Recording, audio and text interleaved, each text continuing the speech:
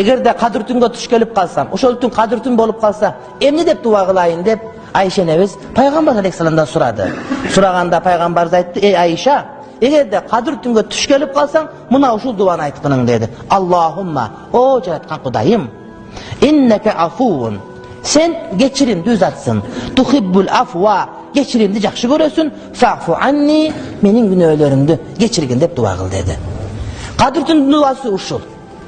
Кадыр түндү тосуунун эң жакшысы намаз, кыраат, дуа, тафаккур, 4 нерсени чогулткан дейт. Утур тахажжуд намаз окуп тур, анан Курандан кыраат кылып тур, анан зерикпестен дуа кылып тур, анан тафаккур да кылгының дейт. Канчага келдим, канчага жеттим, эмнени кылдым, эмнени кыла албай калдым, дагы эмнени кылышым керек деген маселесинен чыгарбастан өзүң сар эсеп салып, өзүң таразалап